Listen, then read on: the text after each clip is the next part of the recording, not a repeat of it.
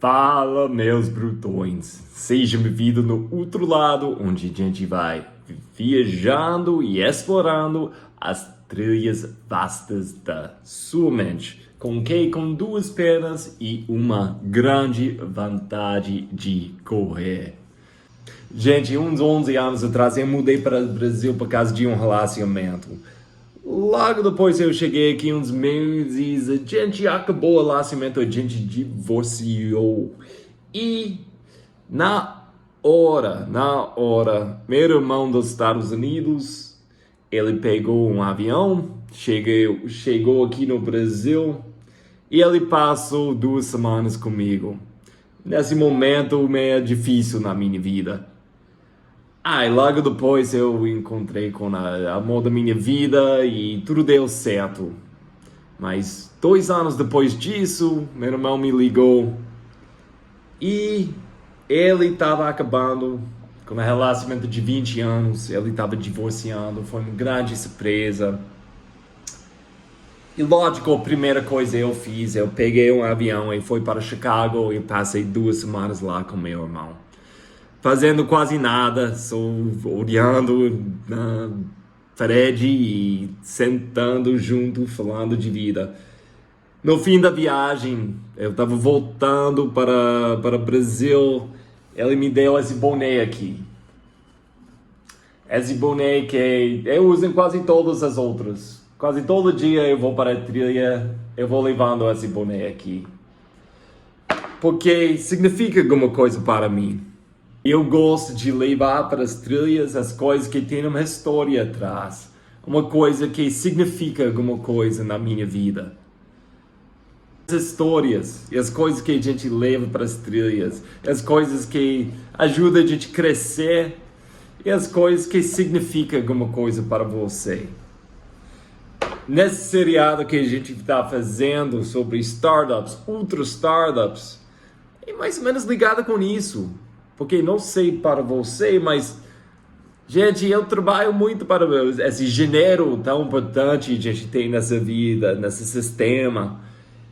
E eu gosto de gastar meu dinheiro no jeito que significa alguma coisa. E com esses startups que a gente está olhando nesse seriado, a gente está olhando o que ele está fazendo para nossa comunidade de ultra. Então, hoje a gente vai falar com Victor Branco. Ele tem uma empresa chamada Z2 Foods. E Z2 Foods, a coisa maior que eles têm agora é gels. Provavelmente você tem um relacionamento com gel, você gosta, você não gosta, você força, talvez você nunca goste de tomar. Vou falar o seguinte. Essa história de Victor, o amor que ele tem para o esporte, a visão ele tem de como o ser humano pode melhorar, é uma história legal. E essa história de Victor é alguma coisa que eu quero levar comigo até as trilhas. Então, quando eu pego um Z2, eu penso dessa história. A última episódio do Ultra Startups, a gente falou sobre dobro. E tomara que você tenha um relacionamento com uma dessas empresas ou empresa que vai criando as coisas que você está usando, os produtos deles. E você tem um relacionamento com essas coisas. Porque, gente, tem poucas coisas que a gente pode levar para as trilhas nessa vida. E tomara que cada um tenha uma boa história atrás. Infelizmente, com esse boné, gente, joguei na máquina de lavar e acho que não vai sobreviver muito mais. Então, esse pedaço de material que tem uma história forte para mim, vou deixar atrás. Mas vou levar outras coisas para as trilhas que tem uma história que significa alguma coisa para mim. Um grande abraço, gente. Vamos em frente com essa história com Victor. Ô, grande Victor, cara, seja bem-vindo no outro lado. Seja bem-vindo, eu estou na sua casa aqui. Na minha casa. Mas seja bem-vindo no outro lado. Um grande prazer falar de novo com você aqui. E, cara, tudo bem? Tudo ótimo. Prazer é meu. Você é a segunda entrevista que eu dou de podcast. e eu nunca sei se eu tenho muita coisa para falar e para acrescentar, mas eu consigo inventar e contar umas histórias de pessoas que eu já ouvi, então acho que vale a pena.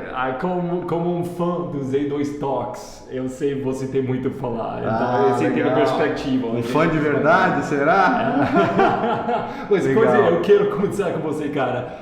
Sua entrada para o esporte. É duas coisas, eu fico com preguiça só pensando, mas porque muito equipamento e roupa desconfortável. Hipismo. Nossa, é verdade. Hipismo e tri. Agora que você explica fala, isso para mim. É tudo coisa apertada, né?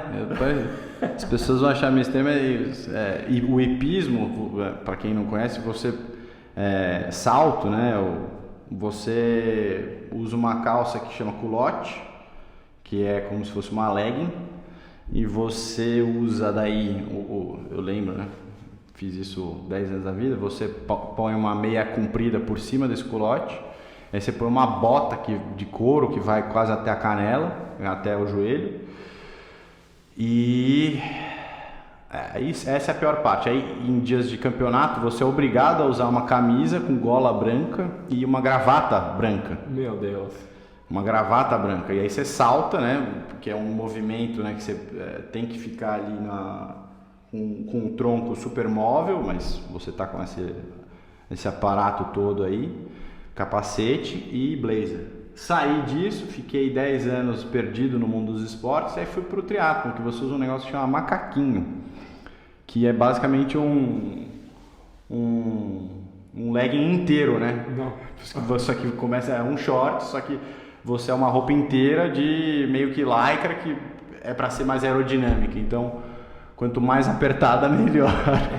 Então, cara, tudo isso, para mim, Roger, é um obstáculo. Porque para mim, eu gosto de correr porque é uma coisa tão simples. Sim, mas, na mesma hora, eu adoro qualquer esporte. Então, qual parte desses dois esportes te tocou? Cara, são bem diferentes, na verdade.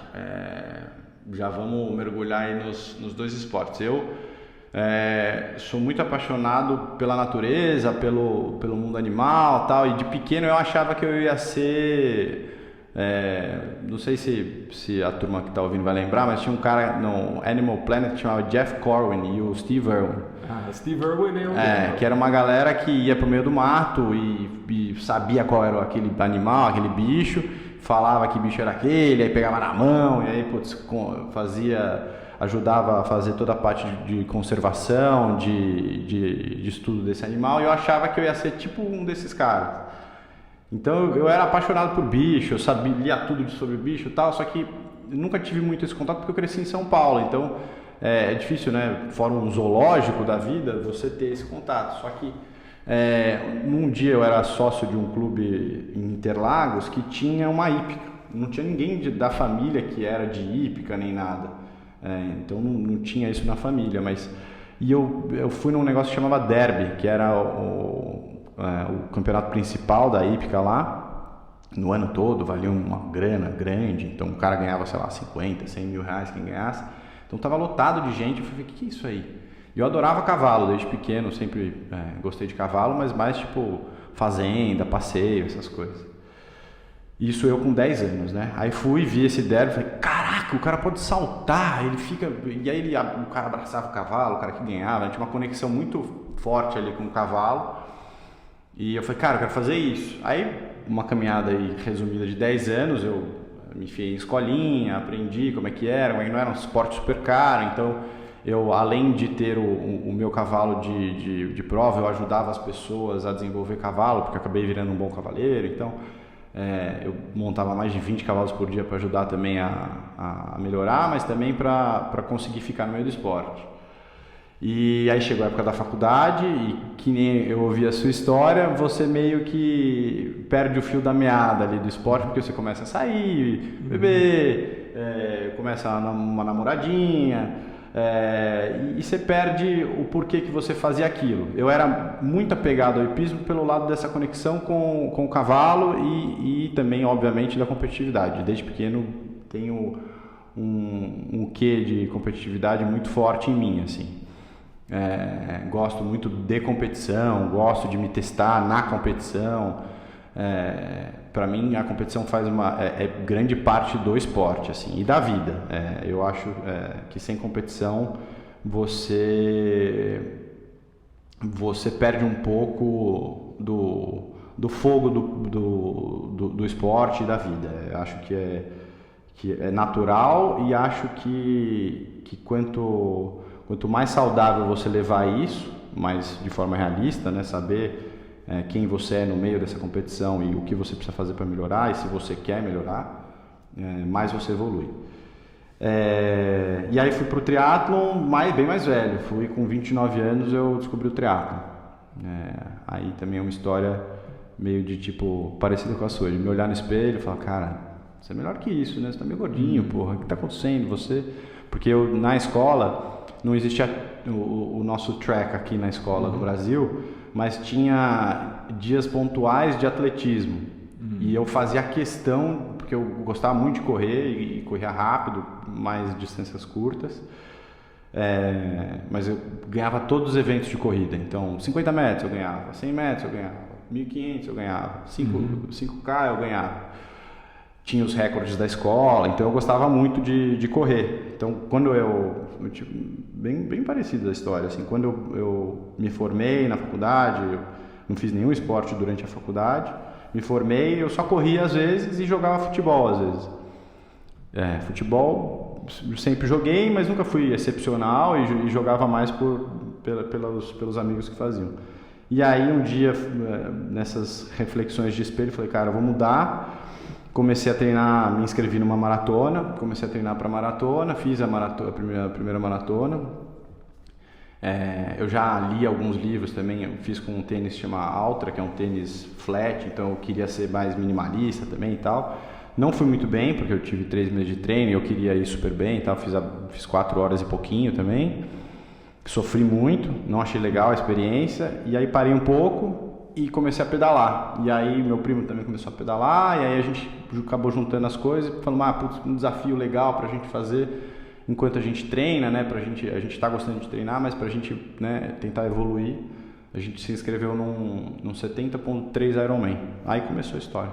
E explica para mim, você falou um pouquinho de competição, mas eu estou ouvindo aqui também disciplina deve entrar, tipo, como um jovem praticar um esporte, como você falou, no Brasil praticar um esporte com dedicação como um jovem não é tão comum, e ainda mais fora do futebol. Então, o que você aprendeu com disciplina com isso, com essa idade? Cara, o que você falou é verdade, e eu acho que talvez uma das maiores causas dos problemas que a gente tem é essa falta de incentivo ao esporte para a nossa geração e gerações mais novas até, né? É sempre muito voltado ao futebol, quem não vai bem não tem muito onde se encaixar, e aí acaba a vida esportiva daquele cara. E como acho que você fala muito nos seus podcasts, a vida da corrida, do esporte, daquela prática e daquela disciplina, você carrega aquilo para tudo que você faz na vida. E o hipismo, ele é um esporte de muito detalhe e muita precisão, se você quiser ganhar. E eu sempre queria ganhar. Então, se você não tiver muito em linha com que o cavalo mexeu a orelha, preciso puxar a rédea aqui. O cavalo deu uma enfraquecida aqui, preciso apertar a perna aqui. Era muito detalhe. Se você perde essa sintonia, ou seja, falei 20 cavalos por dia, e era de segunda-feira a época fechava, eu estava lá terça a domingo. Não tinha fim de semana, não ia pra festinha e tal. Então, se eu perdesse 2, 3 dias, eu já perdi essa sintonia. Então, essa disciplina e essa consistência, que é algo que falta também, que eu acho que é um valor muito importante, eu aprendi daí. E aí, voltando para a competição, é o aprender a perder, é aprender a se frustrar, que eu acho que quando você não se expõe à competição, você não se expõe às frustrações, você não se expõe ao risco, né? De se fracassar, de às vezes se humilhar, de colocar uma coisa que você queria fazer e não conseguir. E aí, se você não faz isso, quando você vai para a vida sem essas ferramentas, os primeiros fracassos são muito mais doídos. E eu perdi muito mais do que eu ganhei fazendo hipismo. Então, quando eu comecei a empreender, por exemplo, comecei a empreender cedo, os meus fracassos não doíam tanto. E eu sabia que, apesar dos meus fracassos, eu conseguiria achar um caminho e suceder, né? Seja lá qual for aquele suceder para mim, mas eu conseguiria não ser definido pelo fracasso e aprender com aquilo. E isso vem muito da minha criação no meio do esporte. Cara, você falou uma coisa muito interessante aí, eu quero explorar uma outra coisa, eu sei como você aqui, mas essa vulnerabilidade e colocando isso na mesa é uma coisa tão importante. Hoje eu estava falando, foi uma colega de trabalho, ele é do Nova York, ele mora lá, eu estava falando, a gente tinha uma reunião, mas uns meses atrás ele estava aqui no Brasil, ele não fala nenhuma palavra em português, ele estava aqui no mundo tipo, meu Deus, que tá ferrado, mas na verdade eu passei 2 semanas segurando a mão dele, tipo, fazendo tudo. Vai dar certo. Vai dar certo, eu estava cuidando, eu estava muito preocupado agora, assim, tipo, como um mineiro bom dele, eu estava tentando cuidar deles. E ele hoje na reunião, no fim, foi só a gente, ele foi tipo, Roger, eu nunca falei essa história, mas o dia final eu estava no Brasil, eu tinha que fazer alguma coisa, eu achei que eu ia resolver sozinho, eu saí, fiquei perdido na rua, né, em Belo Horizonte, meu celular não tinha bateria, eu não falo nenhuma palavra em português, e cara, eu tava quase chorando na rua, pessoas estavam falando comigo, eu não tinha a mínima ideia, eu tipo, cara, não filme, tipo, cara, que legal, que legal, porque isso faz parte de viajar, de ficar vulnerável e colocar isso, tipo, e você vai aprendendo muito nesses momentos. Sim, é o momento que você mais aprende, eu acho. É uma coisa, você tinha a oportunidade de morar nos Estados Unidos, né, um outro país, e acho que isso é uma coisa muito importante. Quem tem a oportunidade na vida de fazer alguma coisa assim, qualquer jeito, se for para trabalhar, mas passa o mais tempo possível no outro país e não tem que ser o país mais rico ou o país mais pobre, só outro país, só para aprender, para ficar fora dessa zona de conforto. Você pode falar sobre essa vivência? Cara, sim. Inclusive porque para mim na época não foi uma experiência muito boa, até fazendo paralelo com o que seu amigo viveu, assim. Eu tinha uma vida muito boa e confortável aqui. Só que eu nunca gostei muito dessa zona de conforto. Eu já não estava mais fazendo esporte, eu estava já a caminho da faculdade e eu tive a oportunidade de estudar em Boston. Até com uma ponte que tinha ali perto, acho que chamava Logan na cidade, não sei, para fazer hipismo ali perto. E eu sou bem filhinho de mamãe, assim, no sentido que, putz, minha mãe sempre cuidou e fez muita coisa por nós, pelos meninos ali e tal, e eu sou muito apegado à minha mãe. E aí você sai, vai morar num país diferente, cultura completamente diferente. Os gringos lá de Boston não tem zero do calor do brasileiro. Zero! E a gente tem orgulho disso também. E eu, assim, sou mega do calor, assim. Eu ia fazer, né? Eu ia fazer hipismo lá, e eu era amigo de todo mundo da hípica, de todos os tratadores, todos os caras que cuidavam dos cavalos, do caminhão. Tanto que eu ia viajar, às vezes, para campeonato, e eu, em vez de ficar em hotel, essas coisas, eu ia e ficava nas cocheiras dos cavalos das provas, junto com os caras que cuidavam dos cavalos. Porque, assim, eu gostava daquela turma ali, do calor, tal. A gente almoçava no caminhão do cara que fazia. Então eu sempre gostei muito desse contato, desse calor humano. Quando você chega lá em Boston, é completamente diferente. Só que eu fui entendendo a cultura. E eu fui, assim, os primeiros meses é isso aí que você falou, cara. A língua eu já estava acostumado, eu já fui sabendo falar inglês.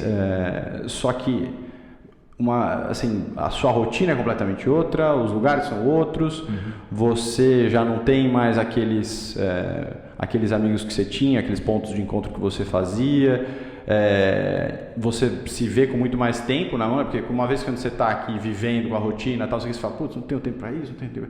Você vê com, cara, eu tenho muito tempo, cara, o que eu vou fazer? Eu vou explorar a cidade, eu vou fazer... E esses momentos de medo, de vulnerabilidade, de não saber o que você vai fazer ou né, se você vai ser feliz ali ou não, você acaba, quando você consegue passar essa primeira parte de ansiedade, você acaba se encontrando, entendendo que, putz, eu me basto, eu consigo conviver com o Vitor e vou me entender nessa cidade. Vou me encontrar aqui nessa cidade. E aí foi aquilo que eu te contei ontem, foi ontem que a gente falou? Anteontem,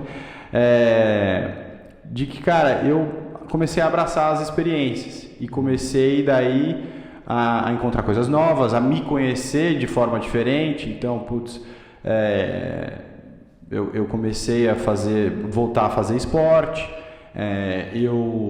Eu encontrei, eu era muito fanático pelo Santos aqui de futebol do Brasil. Eu conheci os Red Sox lá de beisebol, que é um esporte completamente diferente de futebol, mas que eu me encontrei muito em casa ali, porque era um ambiente muito familiar, e aí eu fiz alguns amigos que eram fanáticos ali pelo negócio, que foram me ensinando, me abraçaram ali, e eu acho que faz parte da vida esse negócio, né, de você arriscar, se expor, você se ver vulnerável, você se conhece, você sabe seus limites, você às vezes, né, acha que sabe seus limites e descobre que são outros, você aprende coisas novas, você se transforma, e essa é a graça da vida, você está sempre evoluindo, se transformando, né? Competir é uma forma disso, mas outra forma disso é você sair da tua zona de conforto e se ver em outro lugar. Então, acho que é isso, cara. A zona de conforto é a zona onde você vai para morrer. E eu não gosto de zona de conforto.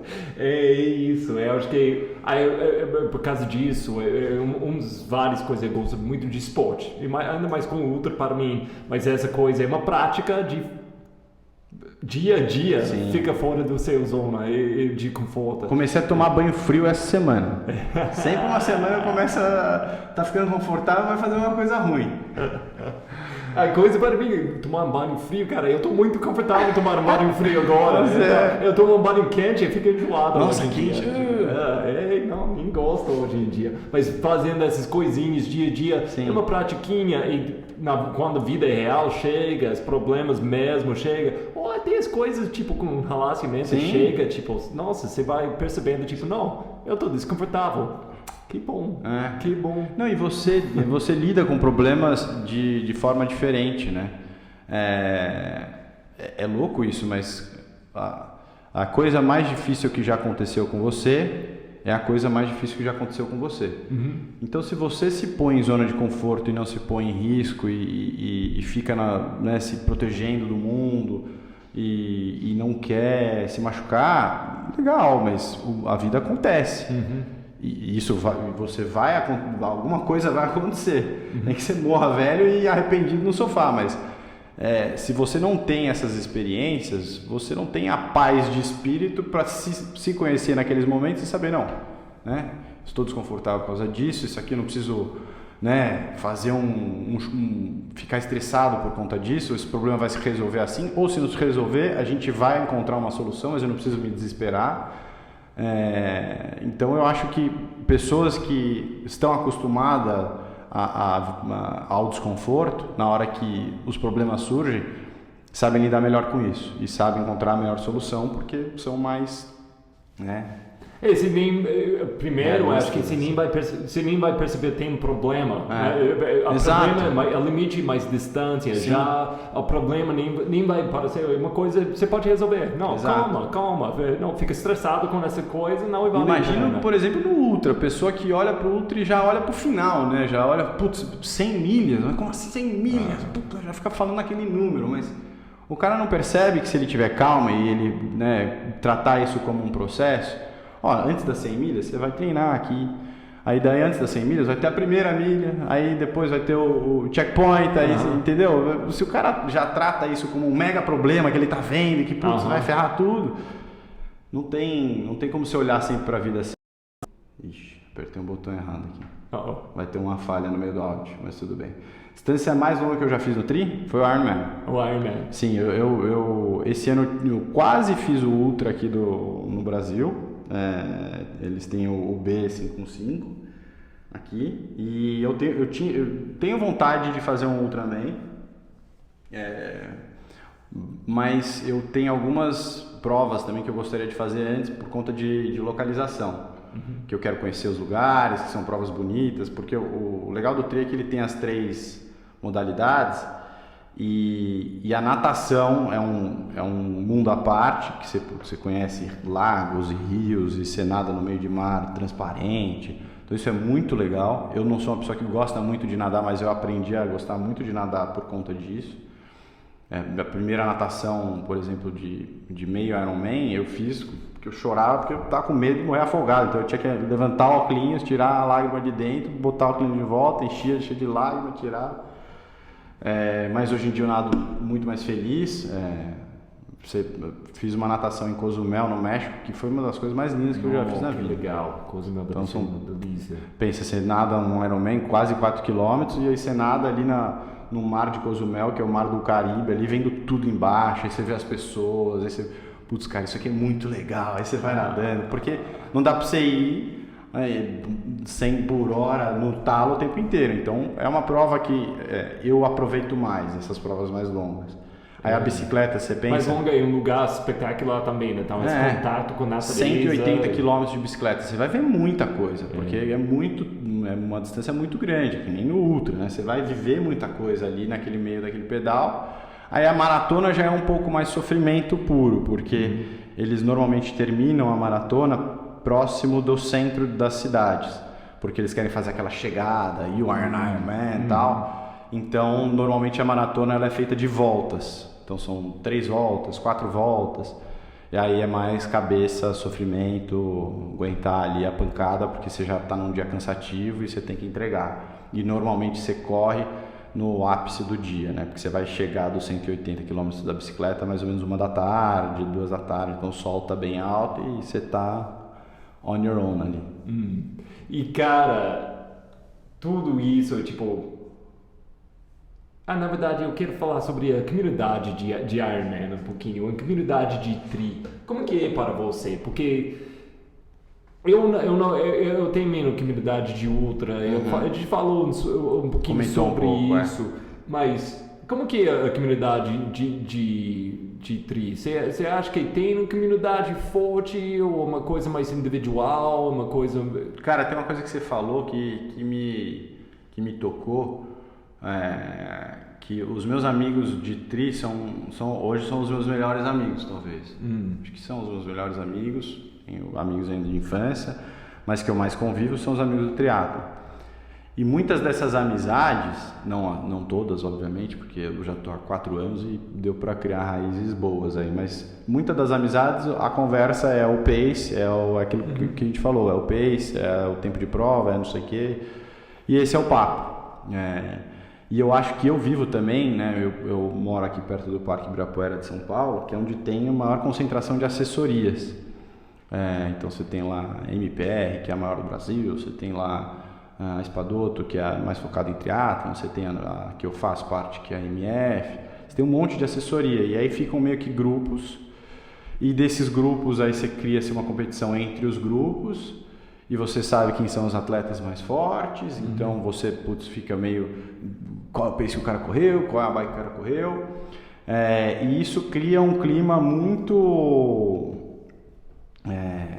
meio que hostil de competitividade que eu não gosto, assim, eu fiz inclusive um vídeo com o Paulo, que é o médico aqui da Z2, que é médico do esporte, que é meu amigo lá no começo do triatlon, a gente é super amigo, e a gente fez um vídeo chamado Iron War, que é uma sátira a essa competitividade, porque a gente é muito amigo, a gente é muito bom no esporte, modéstia à parte, a gente vai bem nas nossas categorias, então, sei lá, ele ganha a categoria dele, ou às vezes ganha a minha, enfim, a gente é bom nas categorias.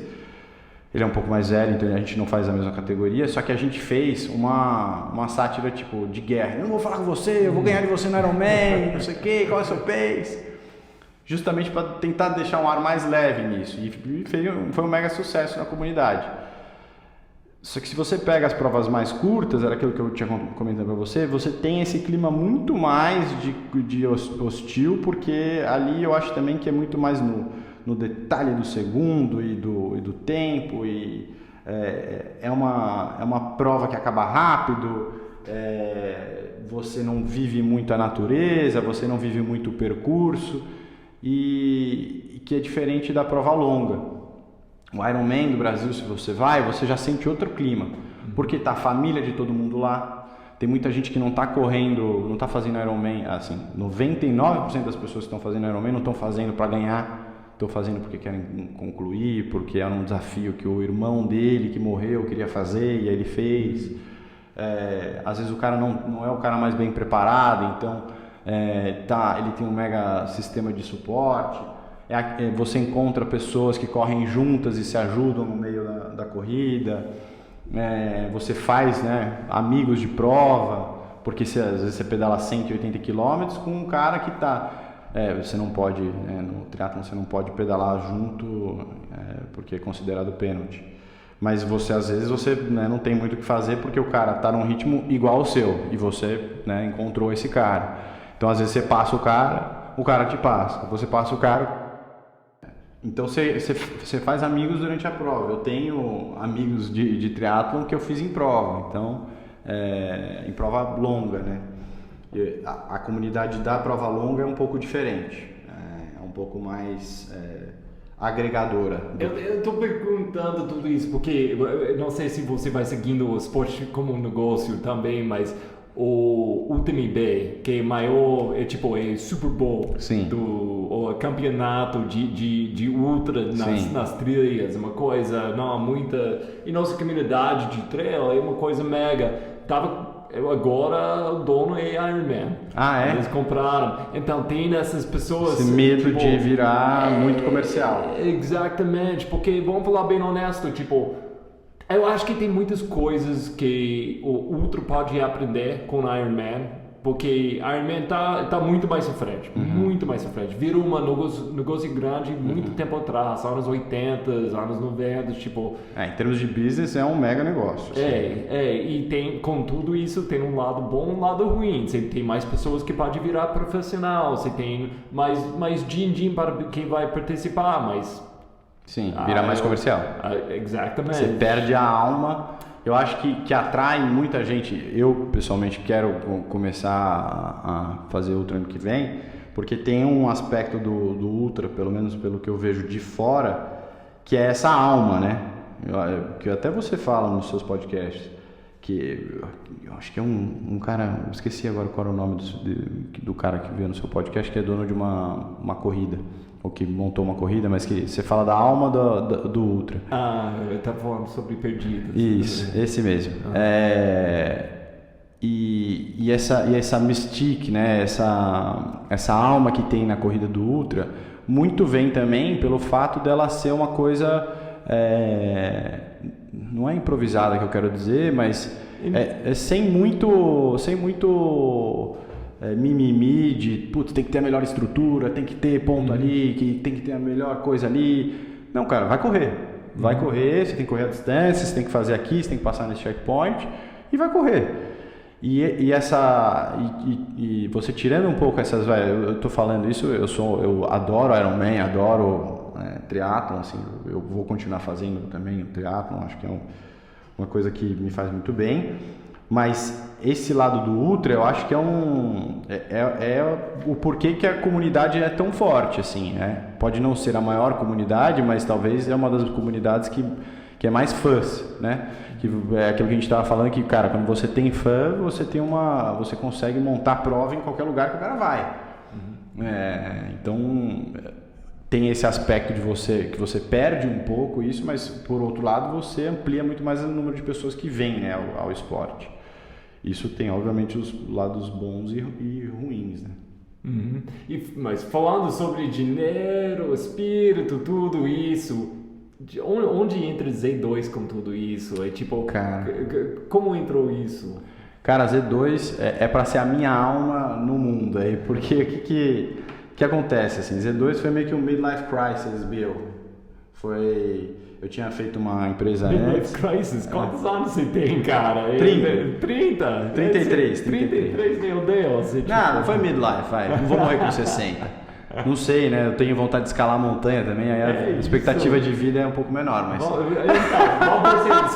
Você vai ter vários midlife crisis no futuro. Não, mas eu tava num momento que eu não me enxergava mais do que eu tava fazendo, assim. E pra mim o trabalho sempre foi um meio de me expressar como ser humano nesse mundo. É que eu tô fazendo aqui, com o meu tempo que eu mais fico no meu dia a dia, é no meu trabalho. O que eu tô fazendo para deixar o legado que eu quero deixar? E eu tinha montado uma empresa de logística sustentável, que chamava Courieiros. A gente fazia entrega de bike, fazia o last mile para e-commerce grande de bike em São Paulo. Então a gente começou pequenininho, sem dinheiro e tal. Eu fazia as entregas, eu era Quantos o anos biker. você tinha? Eu tinha 21, 20 e poucos. 20? Então você estava... Eu estava na faculdade ainda. Não. Eu estava, na verdade, num emprego, eu trabalhava como estagiário de analista no mercado financeiro, por uma M&A company. Assim, E aí eu percebi um dia que o motoboy que fazia as entregas dos documentos, ele na verdade demorava mais para ir para um lugar do que eu demorava de bicicleta, porque eu ia de bicicleta para o trabalho e para a faculdade. E então eu peguei um dia o que era para ser o dinheiro do motoboy, peguei e falei, cara, não paga o motoboy que eu vou fazer essa entrega de bike, eu quero testar um negócio. Olhou para mim, tá bom, né? Vai lá.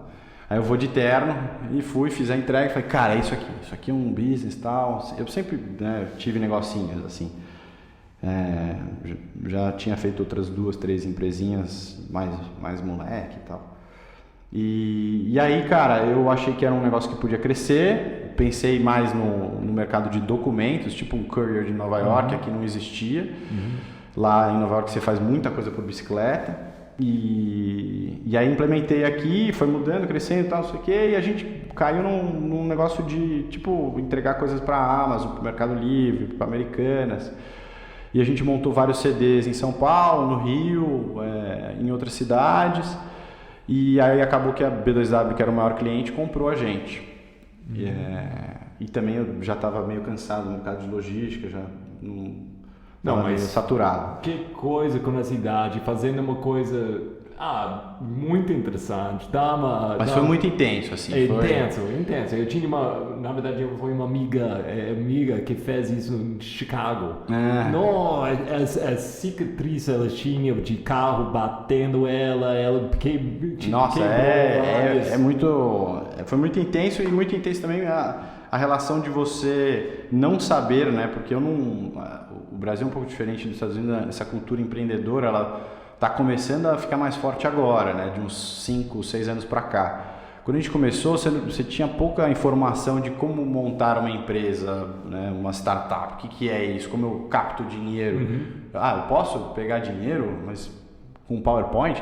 Como assim? Né? Eu não preciso estar fazendo dinheiro para pedir para alguém botar dinheiro? Eu não sabia dessas coisas. Então, você vai sofrendo muito. A gente teve um ano que a gente perdeu um funcionário, né? Ele foi atropelado e morreu, e aí, a responsabilidade de um menino de 23, 24 anos, ter que contar para a mãe que o filho dela morreu enquanto ele trabalhava para você. Nossa, uma série de coisas ali de aprendizados muito intensos e que culminou na venda para a B2W. E aí eu me vi como executivo de uma empresa que tinha 100 mil processos por dia para eu aprovar 1 centavo.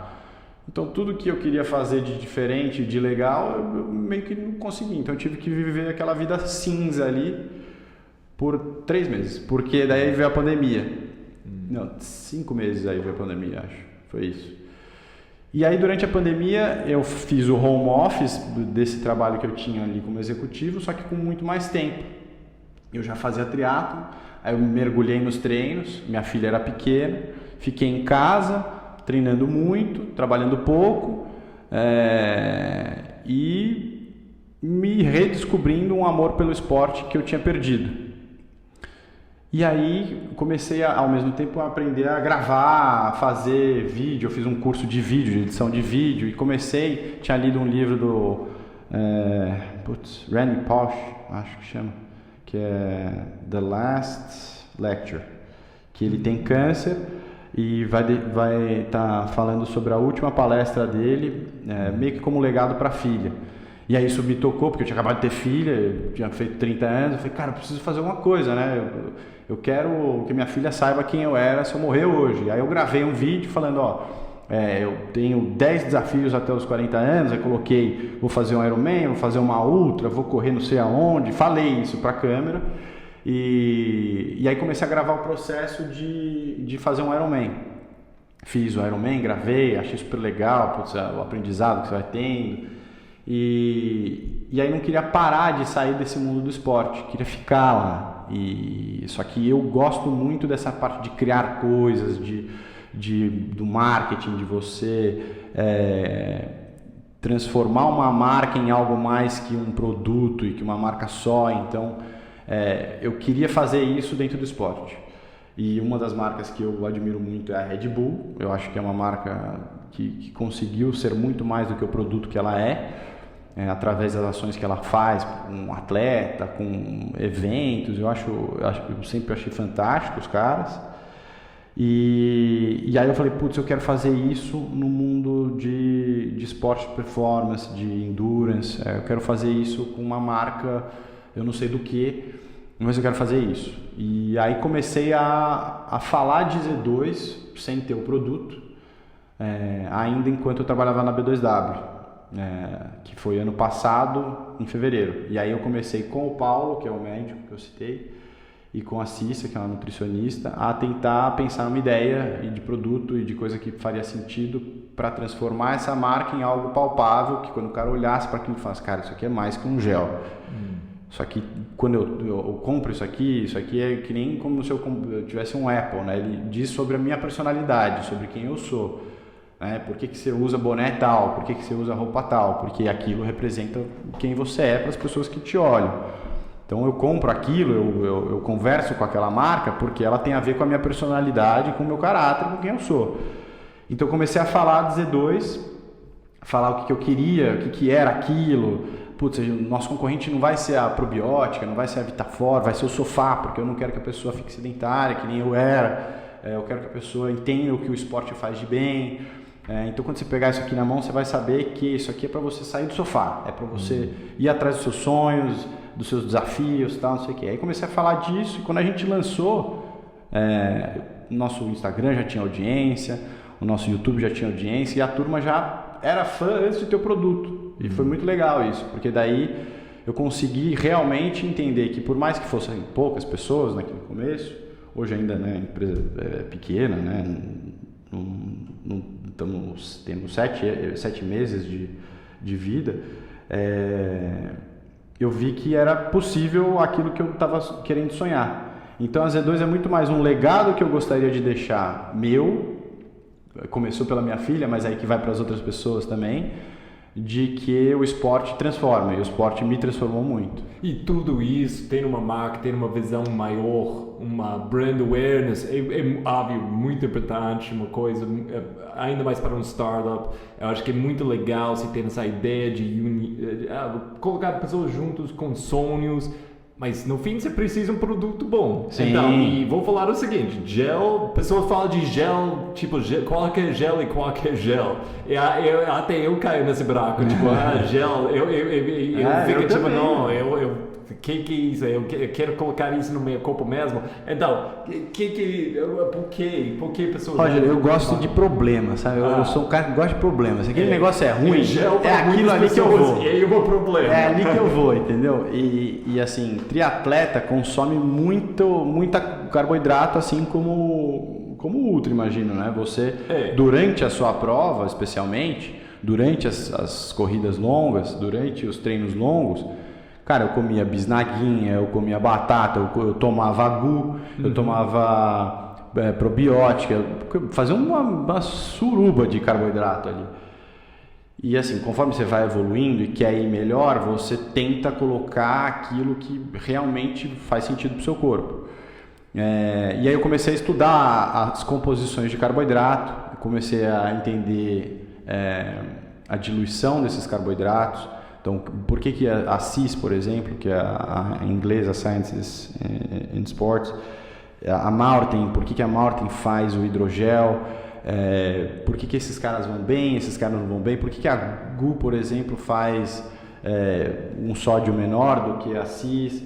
Comecei a estudar isso, comecei a me dar, a entender que o meu corpo já não podia ficar comendo balinha fine toda hora e que eu precisava, assim, alguns dias em treinos específicos, comer carboidrato bom, por mais que aquilo fosse gel e que eu não gostasse do gel que eu estava consumindo. Porque o gel do CIS, que era o que eu consumia na época, ele tinha exatamente o que eu precisava e eu não me sentia mal daí quando eu pegava uma subida muito íngreme e fazia um esforço forte naquela subida, que era o contrário de quando eu comia bisnaguinha com salame ou com não sei o que eu comia, me saciava, mas aí na hora da subida eu já me baixava a pressão, tal, não sei o que. Às vezes muito gostoso na sua boca e 10 minutos depois, tipo, putz, que eu fiz? Que eu fiz, cara? Não. Mas na hora que você come é bom, né? Não, puta merda. Só que você tem vontade de sentar e falar, agora não saio mais. Mas, e aí, foi meio que um negócio que eu falei, cara, é aqui que eu preciso mexer porque aqui já tem um problema pra mim. É um problema que eu sou muito, que me incomoda muito no meu dia a dia, que eu só consigo comprar gel gringo, né? Só consigo comprar gel de fora com a composição que eu quero. E mesmo assim o sabor não é aquilo que eu queria. E aí comecei nessa, no gel. Até para, assim, em termos de escala, era algo que eu conseguiria imaginar que daria para impactar mais pessoas. Aí eu montei, eu sou mega fã também de uma empresa que chama Tom's, que faz as alpargatas. Não sei se você conhece, é de eu não lembro agora o nome do fundador. Mas enfim, cada alpargata que ele faz, ele doa uma. Tom's of Maine. Tom's of Maine, eles fazem pasta de dente, coisa assim. Não. Não sei se faz pasta de dente, não.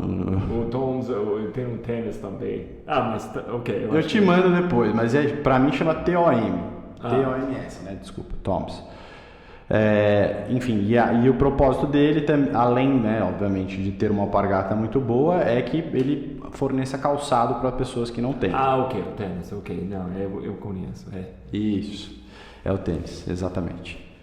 É que o tênis é aquelas meio sapatilhas, assim, sabe? E eu adoro o modelo dele. Então, quando eu estava desenhando o modelo, eu perdi algumas pessoas no meio do caminho que estavam interessadas no projeto. Eu não captei dinheiro nem nada, o dinheiro foi... A gente tem alguns socinhos pequenos aqui que são mais meus advisors do que sócios capitalistas, mas não tem um fundo nem nada por trás da Z2. Isso aqui tipo angels. São pessoas próximas que inclusive estavam aqui no dia que você estava, que são meus amigos, enfim, que ajudaram a mais pensar do que colocar dinheiro. Me perdi. Mas por que a Tom's? Por que eu perdi gente no meio do caminho? Porque eu queria que cada gel que eu vendesse, eu doasse exatamente o mesmo número de caloria. Para pessoas... Para pessoas que passam fome. Aqui no Brasil? Aqui no Brasil. Começar pelo Brasil. Acho que a ideia é, se a gente for abrir a operação no Chile, a gente faz para o Chile. Então é ser local, né? No sentido de, se a gente está tendo um impacto positivo local de vendas, a retribuição é local também.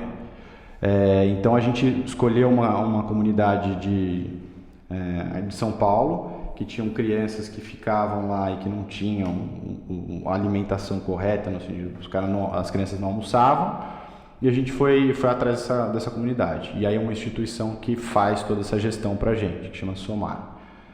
E aí desde o primeiro gel que a gente vende, a gente doa o equivalente em lanche, né? A criança não vai ficar comendo gel. A gente até pensou em fazer um suplemento específico para a criança ficar mais saudável e tal, mas aí precisa de uma série de processos de Anvisa para você poder doar isso aí, que a gente não ia ter capacidade financeira de conseguir. Então o Cal4Cal nasceu junto com a Z2. E isso foi desde o início? Desde o início, cara. Tinha que ter. Para mim, se não tivesse, não fazia sentido. Se a gente não retribuísse tudo que viesse, não tinha sentido Mas é isso, não fazia sentido se a gente não fosse retribuir aquilo que a gente conseguiria porventura, né? E você faz ainda mais, você tem outros programas, então você faz a maioria das entregas bicicleta e agora eu entendo por quê. Agora já tenho a rede pronta para mim. Tem essa ideia de sustentável, assim, você vai gastar menos... De reversa também, então o sachê era importante, tentar trazer ele de volta. A gente tem um programa no Brasil que chama Eu Reciclo, que ele compensa toda a sua embalagem. Mas para mim isso não era suficiente, eu queria ver de fato a embalagem de volta aqui e eu reciclar ela. Então a gente tem um programa de assinatura de gel, que a pessoa consegue devolver esse gel. O problema é que a gente tem dificuldade de devolver sachê. A gente tem dificuldade da pessoa devolver, então a gente está pensando num programa de fidelidade, que a pessoa ganha mais gel se ela devolve mais gel, mas ainda é difícil a logística a nível nacional. A nível São Paulo a gente consegue fazer, já faz. Interessante. Então você toma o gel e você guarda o seu sachê. Você tem que guardar e você vai... Como você tem uma assinatura que vai chegar no fim do mês, guarda, a hora que o cara for te entregar, você devolve para ele. Essa é a ideia. Muito interessante, muito interessante. E além disso, cara, você faz outras coisas que não todas as empresas fazem. Você tem um podcast, que é o Z2 Talks. Que é o alvo com isso?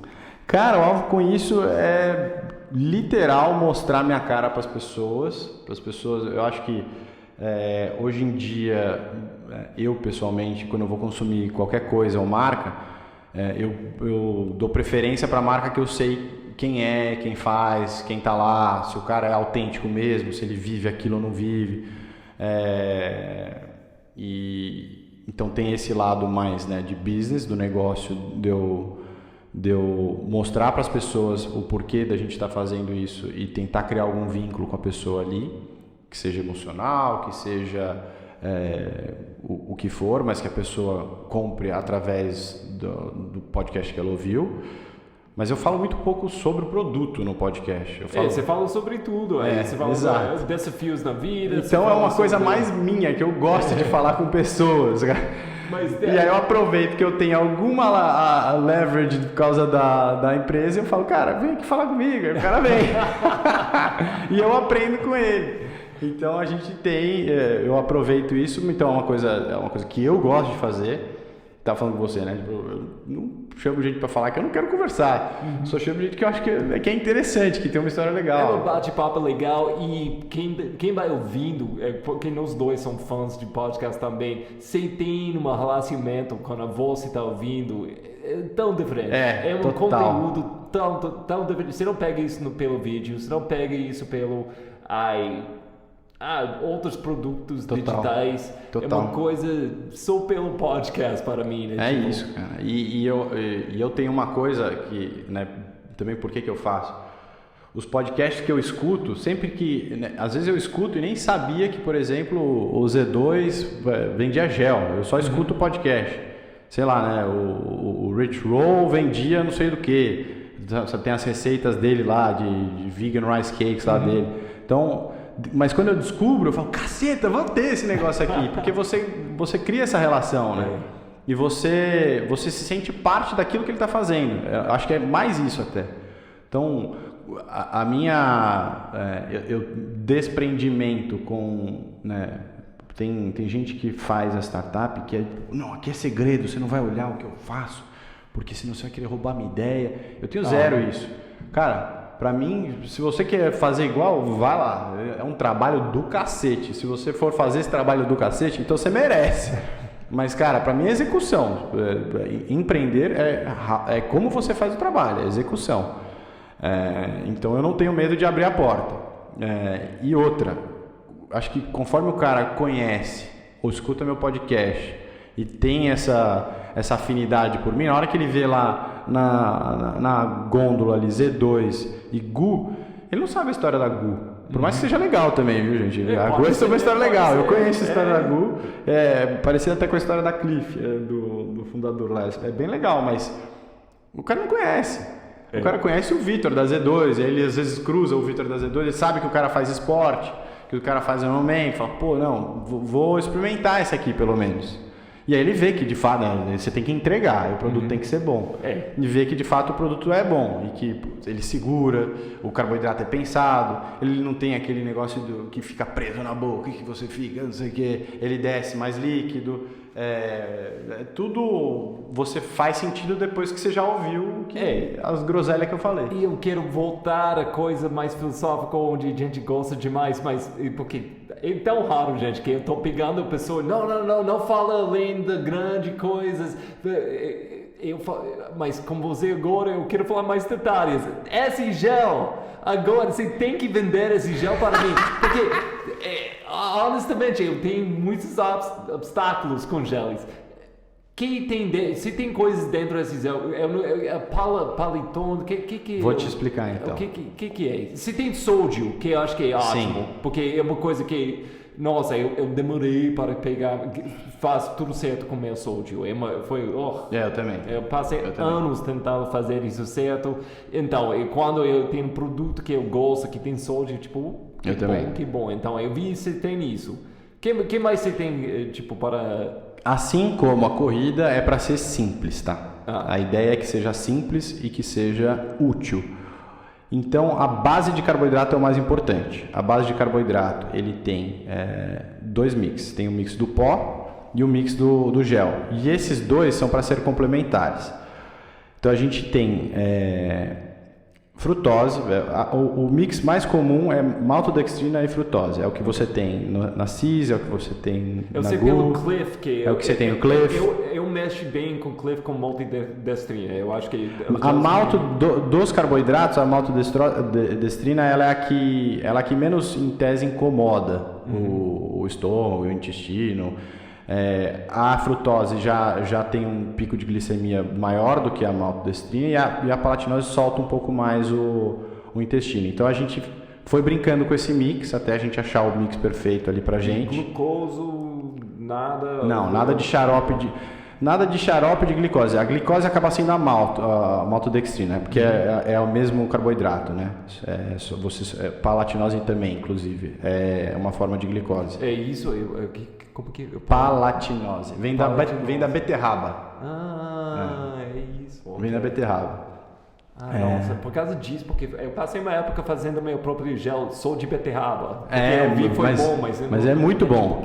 Se você conseguir, inclusive, beterraba é o melhor alimento do triatleta e do ultra.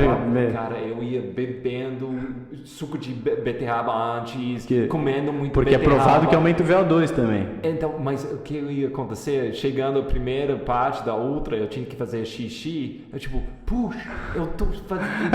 Eu tô morrendo porque tem sangue saindo de mim já. Eu menstruei, que é isso? Eu comi muito beterraba por causa disso. Várias vezes eu fiz isso. Eu tipo, eu tô morrendo. Eu matei meus rins já. Eu sei. Eu também já tomei esses sustos. Não só no xixi, no cocô também. Mas aí, enfim, esse é o mix. Ok.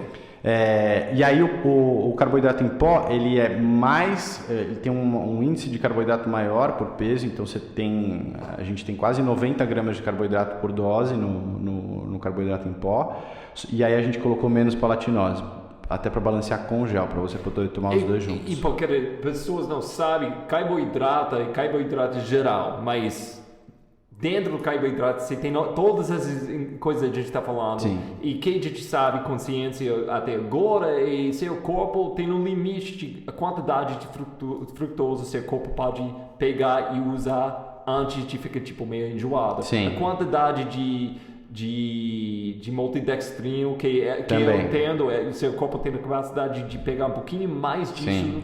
E tem percentagens disso. Sim. E tem um limite também. Sim. Porque se você acho que provavelmente todo mundo ouvindo isso tinha uma época que você comeu demais ou você comeu gel demais.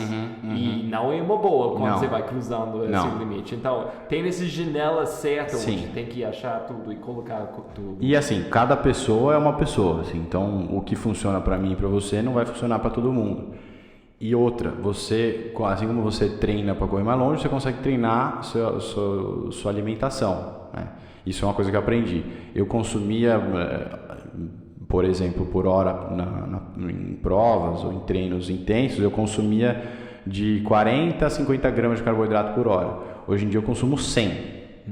100. Eu me treinei até eu conseguir chegar em 100. E isso é justamente nesse mix de carboidrato. E hoje em dia você tem estudos mais com triatletas e corredores de maratona de consumos de até 120 gramas de carboidrato por hora, melhorando o nível de performance. Mas, cara, tem que treinar, porque carboidrato demais é o que você falou. A hora que bate ali é quase igual aquele negócio de quebrar. É a mesma coisa que você não comer, é você comer demais e errar. Então, se você não é acostumado, comece aos poucos.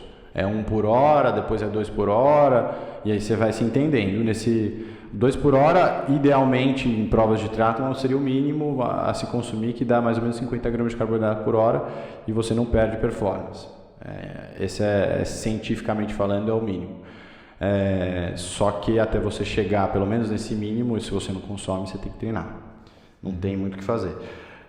E aí tem os outros fatores, que daí a gente, tentando manter a simplicidade, o gel ele não te deixa, ele é para te prover energia, mas ao mesmo tempo ele tenta eliminar a sua necessidade de consumir outras coisas. Cápsula de sal, eletrólito em Gatorade, ou coisas tipo Gatorade, isotônicos. Então a gente tenta fazer fórmulas com essa base de carboidrato diferentes de sódio e aí ergogênicos. Então, magnésio, potássio, você vai jogar. Tudo que eu falar sódio tá com potássio, magnésio e cálcio. A gente não pode colocar isso na embalagem, sabe por quê? Porque no Brasil só pode colocar potássio, magnésio e cálcio em embalagens de isotônicos líquidos. Você não pode colocar em gel. Então, toda vez que você vê o sódio da nossa embalagem, saiba que proporcionalmente o potássio é igual. A base é 50 miligramas de potássio. É consistência, tipo, tem uma coisa, tipo, não é líquido, não é sólido e tipo, como se fosse uma coisa alienígena na sua boca. Exatamente. Só que assim, ao mesmo tempo, entre as duas coisas, isso é uma grande coisa para muitas pessoas. Isso. E durante uma Ultra Ironman, você está passando 8 horas só tomando isso, você se mata, cara, pelo amor de Deus. Só que ao mesmo tempo você está naquele... Ironman você tem muito disso, que você... E Ultra também, né, obviamente, mas você vai para... A gente fala que você vai para as trevas, né, você vai para o inferno. Porque tem horas que ali você fala, meu Deus, eu não vou sair desse lugar, porque eu tô quebrado, eu já fiz xixi em mim mesmo, eu tô tudo fodido. Como que eu saio daqui se você... E é isso, se você deixou de comer, então o triatleta valoriza muito o gel, né? Porque ele sabe que se ele não tomar aquilo ali, ele tá ferrado daqui a 10 quilômetros. Então, você tem que tomar. Mesma coisa, quando eu tenho uma prova que vai dar certo, essas provas de 10 horas ou mais, tipo, quando muito cedo na prova, quando eu tô, aquela primeira hora, você tá imaginando grandes sonhos e você tá pensando, tipo, não, eu tô indo muito devagar, eu posso ir mais rápido, mas quando eu faço certo, quando eu faço, tipo, não vai mais rápido agora. Ao invés de vai mais rápido, come alguma coisa, bebe água, tome cuidado do seu corpo. Exatamente. Porque daqui em 10 horas você vai precisar. Você vai precisar de um estômago boa, mente boa. E cara, eu acho que assim, é a diferença do atleta bom para o atleta excelente é eles aprender esse lado. Esse lado de hidratação, de alimentação, dele saber o corpo dele. Porque não adianta nada ele estar mega bem treinado, você ter feito eu treinei muito para essa prova, tal, não sei o quê, e no dia ele esqueceu por 1 hora de se hidratar e de comer. Ele esquece, ele pode ter treinado o que ele quiser, o corpo dele vai desligar. E então você ser inteligente nessa estratégia é crucial. E treinar com isso. Cara, uma outra, então. Quase vou experimentar esse gel. Vou experimentar, sem dúvida. Vou experimentar. E você tem sabores que parecem muito interessantes para mim. Salted caramel, pitaya, Cara, pineapple. A gente tem que inventar nos sabores, porque tem que ser gostoso. Se não for gostoso... Se mais gostou, então vamos olhar. Só que você não pegou o que ela gostou. Você pegou pineapple e pegou salted caramel. Você precisa pegar tropical fruit, que foi... Tem gosto de... Não sei se você gosta, mas tem gosto de Haribo. Das balinhas de Haribo, sabe? Não sei, cara, não sei se... Você nunca comeu balinha de Haribo? Não, eu comi, eu não sei se eu vou gostar desse gel por causa disso. Você não gostava, então se você não é fã de Haribo, então não esse é o seu. Esse não é o seu. Eu acho que eu vou experimentar aquelas que... Nossa, eu sou viciado em balinha. Cara, uma outra coisa que você tem que eu acho que é muito interessante, muito rápido, você aumentou um time, Z2, de atletas. E... é uma coisa que eu acho que é um assunto muito dentro do esporte, ainda mais o tri, ultra, esse esporte que não é futebol, tipo, como as melhores podem sobreviver com esse esporte. E uma conversa, eu não sei, vamos tirar o governo com isso, porque entre eu e você a gente não vai resolver esse negócio. A gente não vai resolver o time nacional, a seleção, então, ok. Mas... como atleta, como um cara que tem uma empresa, que está tentando apoiar atletas, eu não gosto quando a atleta acha que, tipo, puxa, eu ganhei a prova e ninguém bateu na minha porta com uma sacolão de dinheiro. Eu falei isso outro dia em outra entrevista, mas sacolão de dinheiro, tipo, aqui, tipo, eu não gosto dessa atitude. Eu acho que tem que ser um relacionamento, tem que... tipo, ninguém da empresa, lá da empresa, no fim da empresa, você tem que ganhar dinheiro para sobreviver. Sim. Então, qual tipo de atleta você está procurando? Qual tipo de relacionamento? Porque você tem caras, mulheres, homens, foda no seu time já. Sim. Tipo, muito bom no mundo de... E você imagina eu convencer esses caras antes de ter o gel. Nem tinha o produto. Que esse louco, cara? Não tem empresa ainda. Que esse cara? Cara, isso é um mega desafio para eles, para nós também, como apaixonados pelo esporte, porque eu acredito muito nos ídolos serem uma força propulsora daquele esporte. Então, se o esporte não tem muitos ídolos, eventualmente ele tende a dar uma murchada. Eu, Vitor, penso assim, no triatlo, aonde quer que seja.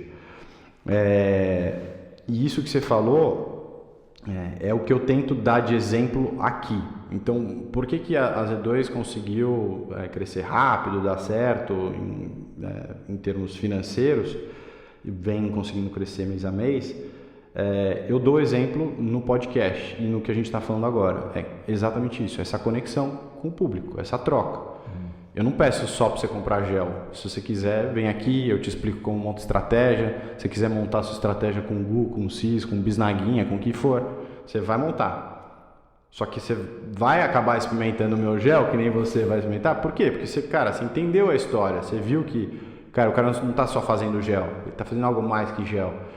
E a mesma coisa com o atleta, ele precisa explicar a história dele, precisa se abrir pro público dele, precisa explicar por que ele quer fazer aquilo. Por que eu quero fazer gel? Por que você quer ir para a Olimpíada? Porque eu vou ganhar dinheiro. Não, cara. Então, a sua vida vai depender puramente da performance. Então, se você não ganhar todas, o sacolão de dinheiro não vai aparecer na tua porta. Porque o cara ganhou uma e está esperando aparecer o sacolão de dinheiro só porque ele ganhou, não vai aparecer. É o cara ter essa história, e o cara saber contar essa história, independente se é o canal que ele queira contar. E aí, eu entrando através de Z2, e por ser apaixonado pelo esporte, pelo triatlo, é um pouco do que eu falo com os caras que estão aqui com a gente. E eu tento até fazer isso um pouco por eles. Então, tipo, a ideia também a gente vai soltando vídeos dos atletas, é tentar mostrar para ele que, eu fiz isso aqui do Colucci, agora em Floripa, que é um triatleta mais velho, tem 36 anos de idade, já foi para Olimpíadas, tal, não sei o quê, só que ele é muito conhecido no triatlo e, assim, a história dele é muito legal. Só que ele não tem essa destreza, essa habilidade, e também nunca se esforçou para querer contar mais essa história. A gente pega e faz o vídeo da história dele e da trajetória, culminou que ele ganhou o Ironman de Florianópolis. E a gente contou essa história em vídeo e mostrou mais quem era o Reinaldo pro público, cara, deu super certo para ele, porque daí ele vai para outras provas e faz, e todo mundo sabe mais, e isso gera mais patrocínio, gera mais sacolão de dinheiro para ele, porque ele começa a criar essa conexão, e aí as marcas sabem disso, né? Pô, o cara tem ali um público mega fiel, e vão lá e falar, por favor, eu quero te patrocinar, eu quero que você fale do meu produto, eu quero que você use o meu produto. Então, eu acho que é o caminho, hoje enxergo isso como um caminho muito bom e de fácil acesso, né? Porque não custa você fazer isso, para os atletas de esportes, né, assim por se dizer, marginalizados, que não são futebol no Brasil. Acho que no Brasil, você fala esporte bem financiado, aí é só futebol. Porque tem marcas que gostam e que precisam desse nicho que o atleta está atingindo. Então, atleta de ultra. A gente aqui na Z2 agora, até te falando, a gente está conversando com um atleta que chama Laurindo, que vai fazer a Comrades. E ele quer tentar ganhar a Comrades. Então ele veio conversar com a gente e a gente, esse nicho e essa turma essa comunidade da Ultra é uma comunidade que interessa super a Z2. Porque é uma comunidade que consome muito carboidrato. Quem consome carboidrato é potencial cliente. Então a gente está conversando com ele de tentar viabilizar esse sonho dele e de contar essa história bem contada. Então, a partir do momento que o atleta consegue fazer isso, a gente consegue ajudar ele a fazer isso, faz sentido para os dois, para a marca, para ele, para o consumidor, que vai ter um ídolo, enfim. E aí assim a roda gira. Então, quais dicas você tem para atletas para ser um melhor parceiro quando ele está buscando apoio? Tipo, quais dicas você tem para atletas ouvindo isso agora, para ser um pacote melhor para uma empresa que era... Cara, a primeira dica é assim, por que você faz esse esporte, por que você faz aquilo? Então, a sua história, o seu porquê precisa ser muito forte, né? O Start With Why, do Simon Sinek, é um livro muito bom, independente se você é empresário ou não, todo mundo deveria ler esse livro, para a vida. Comece com o porquê.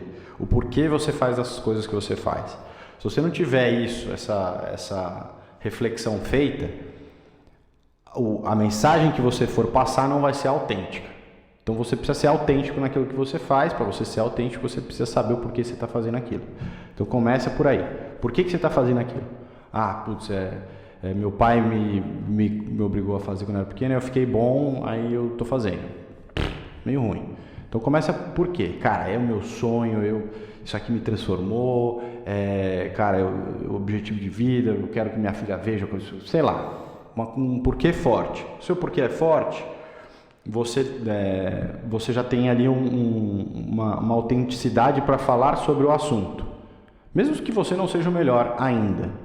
E aí sempre buscar ser o melhor, né? Obviamente você tem que daí ter algum nível de competitividade bom para você poder também, né, aparecer em pódio, falar, ter noção daquilo que você está fazendo, porque o resto é meio que documentar a jornada de forma autêntica e de forma sua.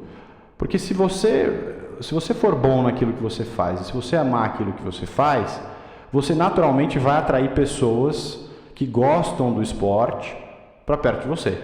Você atraindo pessoas que gostam do esporte para perto de você, você chama a atenção de marcas, de pessoas que investem no esporte ou que ganham dinheiro vendendo para pessoas do esporte. Z2 sendo uma delas, marcas de tênis, quem quer que o seja. Mas você precisa fazer um esforço de documentar isso. É chato. Às vezes tem dias que eu não quero gravar. Mas você cria a rotina, assim como você cria a rotina de que às vezes tem dia que você não quer treinar, você vai fazer. Você cria a disciplina para fazer aquilo.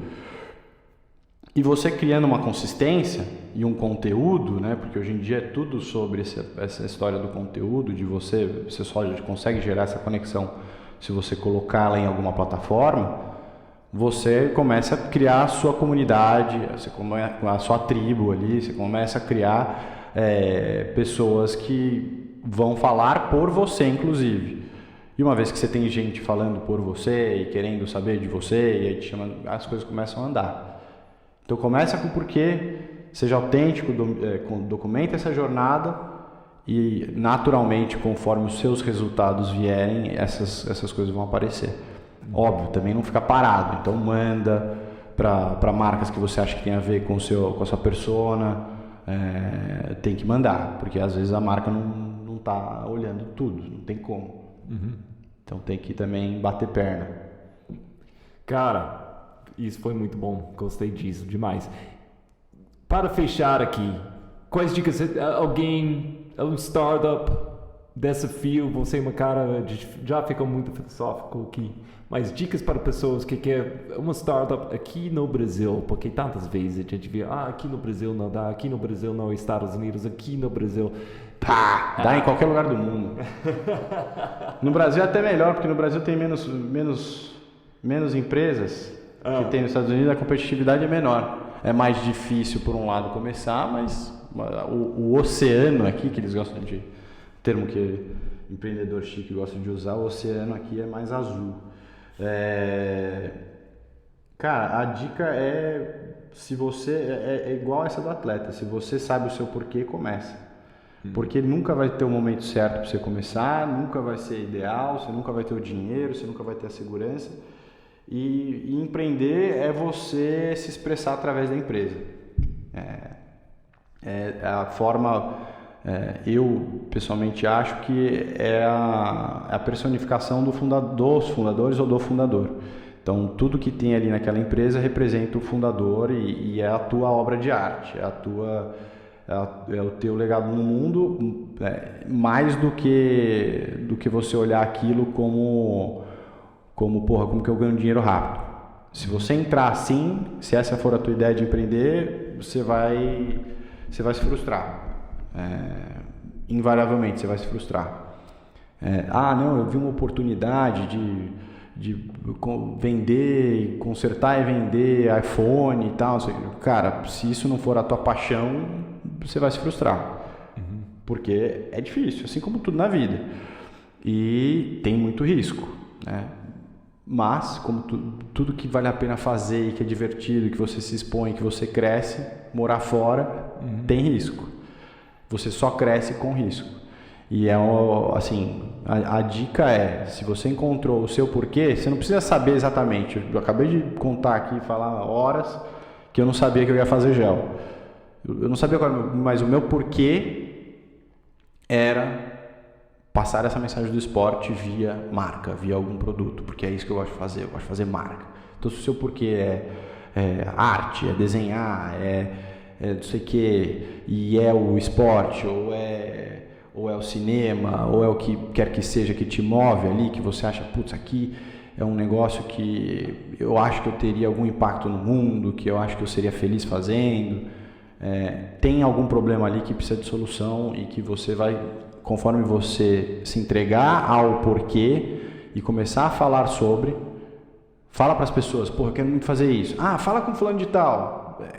E não tenha medo de falar sobre a ideia que você está ainda começando a pensar. Porque é assim que você testa. Você testa se vai dar certo. Eu tô pensando nisso aqui. Cara, ninguém vai roubar a sua ideia. Ninguém rouba ideia. Dos 7 bilhões, 8 bilhões de pessoas no mundo, você acha que ninguém nunca teve sua ideia? Não existe isso. Para mim, eu acho que ideias não param. Não tem problema, ideias não param, mas colocar em play para fazer a ideia. Essa é a dica para o cara que está querendo começar. Então começa. Não tem dica, sem frescura, que igual corrida, começa. Você tem que começar. Porque você só vai começar a entender o que o mercado precisa ou como crescer a sua empresa a partir do momento que ela existe. E se você quiser ficar fazendo business plan, você vai fazer 200 mil business plan. Nem faz um business plan, não faz projeção. Pega a tua ideia e começa a testar, começa a falar sobre. Se der já para você começar a vender, já começa a vender, vê o que o cara que comprou falou.